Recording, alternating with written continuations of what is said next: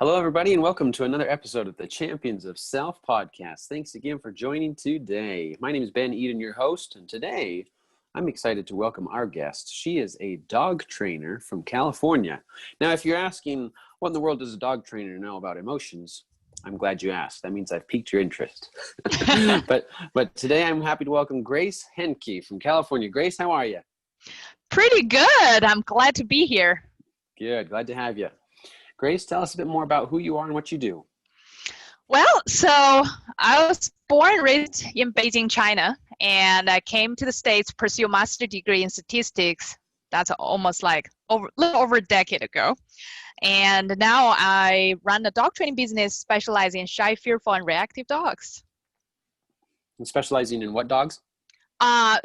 Shy, fearful, and reactive. Oh, there you go. Yeah. Okay. So you and I were talking the other day about emotions, of course, and how it related to dog training.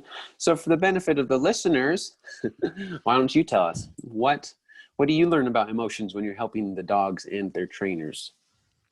Well, I actually think that would be a reversed question. It's really how I learn about myself and then how I can apply that to the dog, right? And also when I work with, people always tend to think I'm a dog trainer, I work with dogs. But the reality of it, I actually work with the dog owners. And how I help dog owners overcome their emotional baggages in order to help their dogs.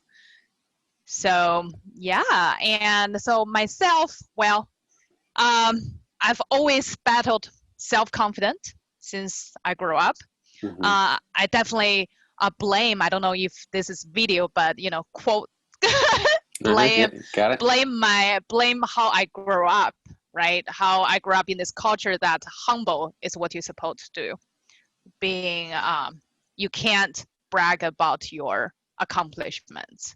You can't say you're so proud, right? And I grew up, my parents they never hugged me. They never told me they loved me, right? And I guess in a sense, their way of motivating me is to tell me I'm not good enough.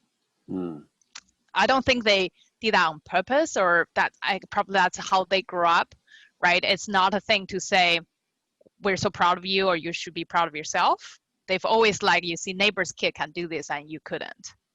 You see your cousin did that, you can't not do this. So growing up is really challenging. Just almost never feel I was good enough, no matter what I do. And I think I got in this, probably a lot of people out there, similar situation, try to do things, just try to impress my parents. It's maybe I do this, my mom will finally be proud of me. Obviously that never happened. So till this day, I always tell people I do not have the best relationship with my mother. So my father passed away when I was in sophomore year when I was in China. He passed away from cancer, a really aggressive one. Within a month of diagnosis, he just passed away. Wow. In my life, I never felt I was very close to him. In fact, I didn't have a lot of memory about him at all. So I was in years of therapy right now, and my therapist told me there's high possibility actually my brain purposefully block out the memories with him. Though I don't know. I couldn't recall a lot of the informations. My mom told me I was little, I was my daddy's little helper. I was following him all over the places. I have zero memory about that. And on the way growing up, I think I spent a lot of time in the school. My mom was the one helping me with schoolwork and everything. So I guess I never really paid much attention about how my dad's doing, what he's doing, and stuff like that. And then my mother grew up in a very tough situation. So she grew up during Cultural Revolution. So she went through Cultural Revolution in China. She was the youngest child in her household. She has an older sister and a brother. And apparently my grandma was, I don't know, can I curse on this show? I just want to make sure. Rather not, but hey. All right. Okay, so my grandma apparently must be a very selfish person, I guess. I want to use the word, ASS. But anyhow, so my grandma actually named my mother redundant in China. That's her name in Chinese. Wow, really? So she was almost like an unwanted child. I think that's actually kind of the background and history why my mom is the way she is. She probably still is depressed in her whole life. So when she raised me, I think she, in psychology, actually, people would talk about this very unhealthy. She see me as an extension of herself rather than me as an individual. So when I grew up, I didn't know those are problems, right? Till I'm much older and realize that became a problem. She would always say that she sacrificed for me. The reason I can accomplish anything because she sacrificed for me. So I grew up obviously struggle with my self-confidence, struggle with my, I guess, identity, what I want to be. I never knew what I want to be. I followed the perfect roadmaps. Grow up in China, go to school, ace this class, and then go to college. That's like the perfect roadmap. And little background, people in US probably don't get this because in China, you only have a once in a lifetime to join college, to go to college. Really? It's a huge deal. I think it's a 2 or 3 days exam. I didn't even remember that now, but it's a whole country. The police will escort you to the exam location. That's how big deal it is. And there will be paramedics standby because every year there's students die in the exam room, just anxiety attack or stuff like that, heart attack, because of how much pressure that is. You really have a once in your lifetime to get the entry exam and go to the college. So just a little background that. So real quick, if you missed the test or failed the test, then you missed your one chance to go to college, is what you're saying. Pretty much. Now the policy change, you can retake, but this exam only once a year, so your retake will be next year. And in theory, every year is harder than the previous year as a psychological thing. And you can't go back to school. You have to go to like a private school. You can go back to high school to study the exam. Basically, you almost have a gap year. You have to figure it out yourself. And so most of the students who kind of retake once, retake twice, they just get scored lower and lower because you lost motivation and among other things. Yeah. So real quick, before we continue your story, I wanted to point out something for the listeners. I find it important that we hear all these different stories from different people because we all have different stories, right? And as we hear somebody else's story, then we can say, wow, I relate. Or that's so interesting that somebody else has gone through something like that. So Grace, what I find interesting about your story is you did have a lot of things happen when you grew up that affected your confidence and your ability to manage your emotions, with your mom and with your dad. And even then, you were trying to do all the right behaviors, right? He said, well, I was doing everything that everybody said I was supposed to do. And yet I didn't feel happy or fulfilled or those emotions that I wanted because most people aren't taught how to do that. That's another purpose for this podcast. So people relate with the stories and where people come from. And then we share some tools so that these people say, okay, that's me. Now what? And we answer that question. All right. Awesome. Very good. Continue your story. I love you point that out. Yeah. And I think part of it's not just about emotion that I feel weird. It's actually I wasn't connected to my emotions. I had really hard time. That took me years of therapy to actually to understand I have emotions. Right. And to able to connect to that. I think that's a huge piece of puzzle also missing because I grew up, I do not supposed to have emotions. I grew up back to little background, my mom went through a cultural revolution. What happened is you can't trust anybody. You can't share your opinions. You can't have emotion. You can't let people know you're weak, right? And so all of those, though, when I grew up, my mom taught me that, said, that's how I went through it. you have to do all of that to keep you safe, right? But everybody has emotion somehow. So what happened, I think, is really an internal conflicts. Exactly. And that's actually an interesting thing. And when I work with dogs, a dog have internal conflicts in their emotions. Tell us more. So I work with a lot of extremely fearful dogs, and a lot of people don't realize their dog's fearful. What they see is dog being reactive. The dog lunging at people, lunging at dogs. If you walk on the street, you probably see those dogs like drag their owner all over the places and bark at cars, skateboards, and stuff like that. And then that's just reactive. There are ones could be aggressive at people's dog, like try to bite somebody or actually bit somebody out of fear. A lot of people kind of understand, okay, that might be fear. Some people think, oh, my dog just have strong personalities. Right? But the reality is your dog probably lack of inner confidence. And one of the classic example, I heard this all the time, is like, oh, somebody gave my dog a treat. My dog took the treats. My dog even sniffed the person. Then when the person tried to pet my dog growled at him. And people very confused. They're like, I thought my dog loved that person because that person gave him a treat. And I said, your dog actually goes through internal conflicts right now. Your dog's very curious, and that person gave a treat, and he took the treat, and like we want to sniff that person. It's very curious right now. Then that person basically like did something almost like didn't ask permission, right? And overreached to what the dog can handle or where the trust lies.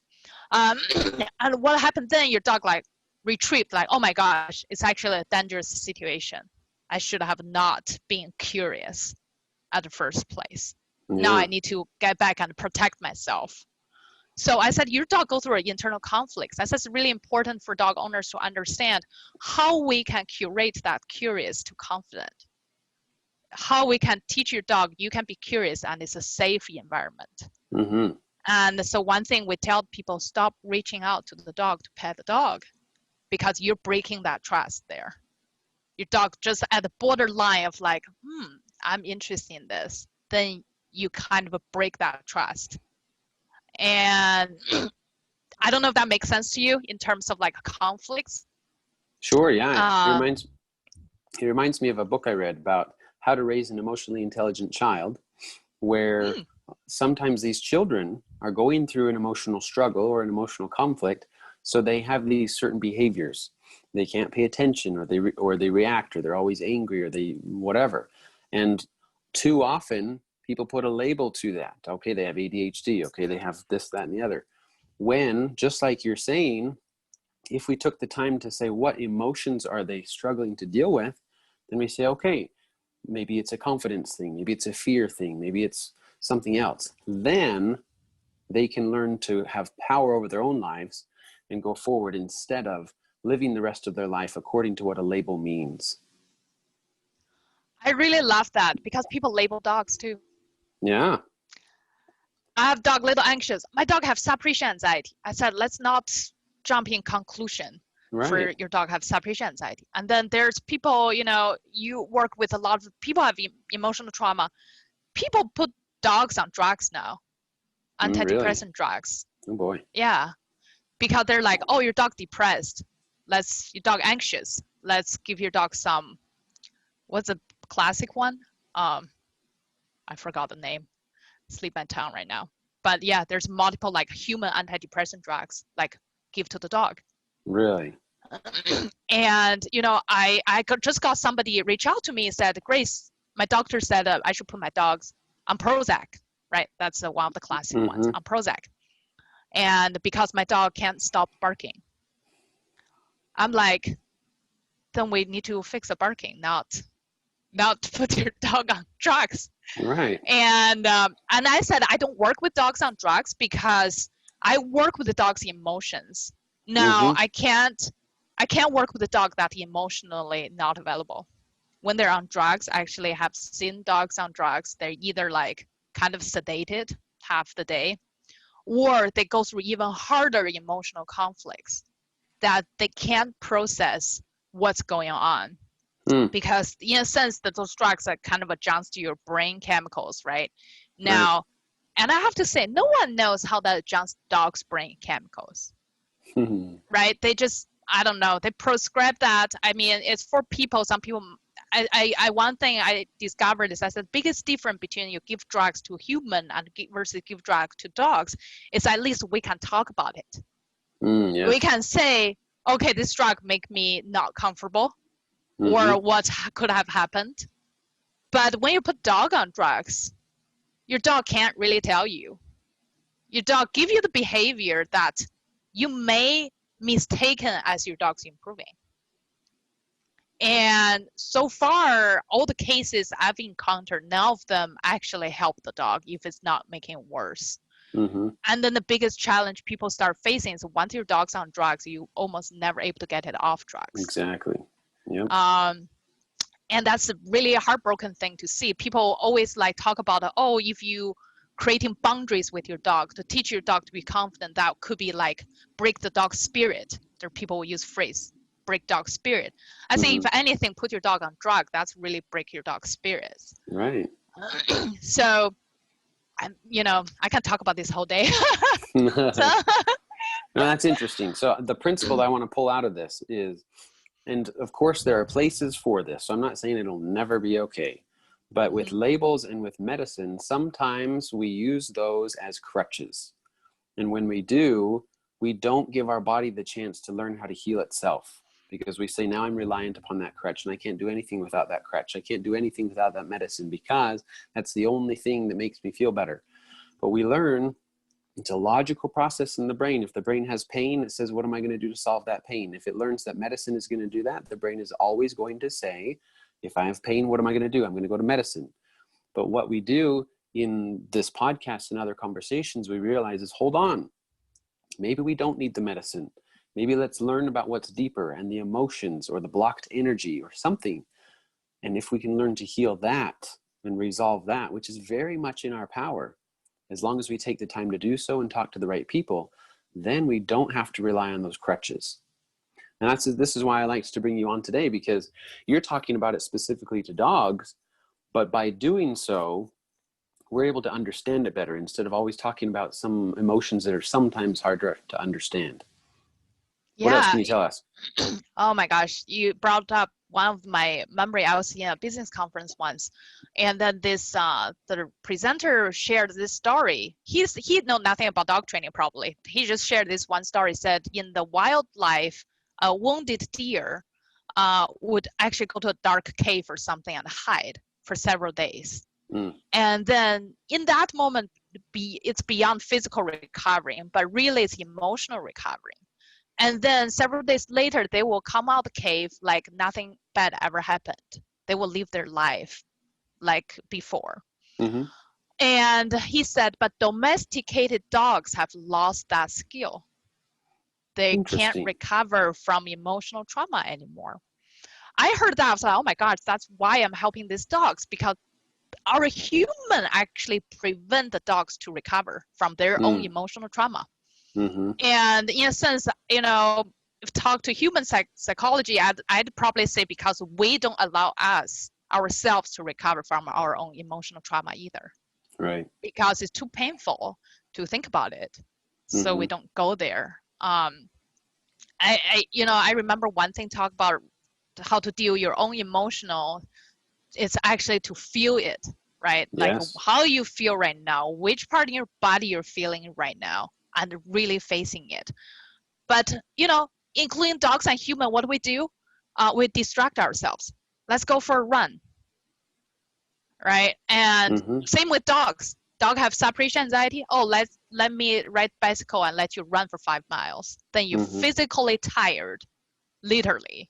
But your mind is actually, your emotion not really being recovered. Then you start relying on the runner's high. That happened to the dog too. It's actually dog also have dopamine relief in the brain when the dog doing physical exercise. And then you realize I need to run my dog 10 miles now because 5 miles no longer enough. And till the point like, oh my God, this is not working. I can't keep up with my dog. And people tend to think physical exercise is a solution. to dogs' behavior challenges. Mm-hmm. And I think probably apply to human to a degree. Not everybody, obviously, a gym rats or something, but we tend to find things to distract ourselves and not to deal with our own emotions. Exactly. And for people who are like, well, I'm a runner and I like running, so does that mean I shouldn't run anymore? Not exactly. It's the difference of, is it a release, a healthy release, or is it an escape? If it's an escape, then just like Grace is saying, 5 miles won't be enough, so you'll have to run 10. And all of a sudden you're running all the time and you can never feel satisfied. And then it turns more into an addiction. So with whatever the behavior that we turn to as our escape, there are ways to still have good behavior as a release. But to do so, just like Grace was saying, is we just have to take that time. Maybe it sounds like a simple step, but it's a crucial step that says, pause. What am I feeling? Where am I feeling it? What's it trying to tell me?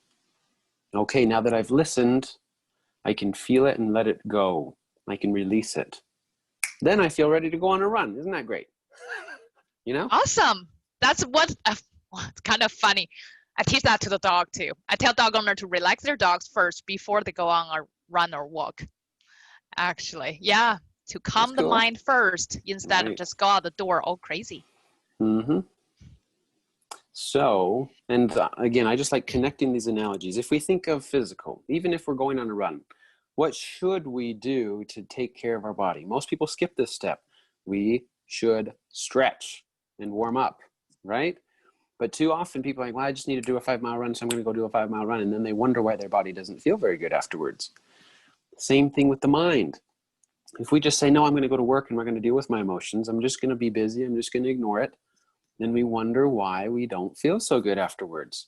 So again, it's those simple little steps that may not be the most fun, but they're crucial and so important.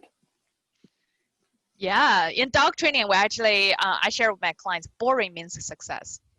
Okay. They're actually boring. People don't want to do the things that are boring. Mm-hmm. And I think one thing you pointed out really great is we stretch. Well, I should do more stretch than not talk about it. But anyhow, the more you stretch physically, and in a sense, you stretch your mind, right, when you have to deal with your own emotions. And the more you stretch, the better it gets. Mm-hmm. It's get easier over time. That it's almost like it's also, I guess, in a sense, almost can think it's even in your brain is kind of a muscle. You're stretching it. True. And the more you exercise that, the more you get out of it, and then over time it's getting easier. Mm-hmm. Same applied to dogs. At the beginning, it's really hard for them. I tell my clients they've never learned to deal with their own emotions either for their whole life. And now you're teaching them to do that. It's freaking hard at the beginning. They're gonna act up, make you feel bad. And that's also like emotions from human. We tend to have projections on the dogs, right? We feel like, oh my gosh, am I hurting my dog? But you're working through a very important phase of training to teach your dog to relax themselves, and may not look good. Just like I know some people get really deep into their emotion. They start crying, right? They're screaming because they've never actually get that deep before. Mm-hmm. There you go. Yeah. I like it. Okay, well, this has been fantastic. I hope it helps the listeners, understand emotions in a new way. Maybe they own dogs. I'm sure they see dogs, right? Now they can think, oh, how does that relate to me in my behavior or in the behavior of other humans that I'm with? Anything else you'd like to teach us before we wrap up, Grace? I think part of it's just, as a human, don't be ashamed of seeking professional help. I was ashamed of seeing a therapist at the beginning. Mm-hmm. I grew up in a culture that you can't go see a therapist unless you're darn crazy. Yeah. And then took my husband, I think he always tell me, it took him years to convince me to go see a therapist. And he never gave up because he believed that that's what I need to do. And probably the best decision ever in my life. And now I wish I could have started earlier. That would be maybe give me shortcuts 3 years of my life or something like that, right? Yeah. I think I'm glad you have podcasts like this because people are listening. They may or may not seeking help, but they're trying to find some sort of support. It's really important, and there's nothing to be ashamed of. I cannot talk about I see therapists. Back then I couldn't. I was like, oh, people gonna think I have problems if I see a therapist. Now I'm like, yeah, everybody needs somebody to talk to. Oh yeah. And yeah. So helpful. I love helpful. Oh yeah, I love what you said about it's something about it could have saved me 3 years of my life. That's something important and very valid. If someone listener is thinking, yeah, it's scary to go see a therapist because I have to first admit to myself that I need help, and then I don't want anybody to hear or find out that I'm seeing a therapist because they might think crazy things of me. Think of it a different way. Think of the positives that can come out of it. You could still stay where you are for who knows how many more years, or you could talk to somebody in a safe environment who can help you receive the healing and knowledge that you need and get you 3 years ahead of your life, just like Grace was saying. So hopefully that's a message of hope for the listeners today. Grace, how can people connect with you on social media if they'd like to do so? The best way actually go to my website, mensa-mas.com. Mensa is MENSA. That's like the IQ organization, the IQ organization. And the MUTS is MUTTS, mensa-mas.com. So they can download the report I wrote about debunking 2 biggest dog industry norms, as well as 3 techniques they can do today to reduce their dog's reactivity. Oh, very nice. Okay, yeah, I'll be sure to put that website in the notes for everybody. Grace, thank you for joining today. It's been a pleasurable conversation. And thank you, everybody, for joining another episode of the Champions of Self podcast. And we'll talk to you all next time.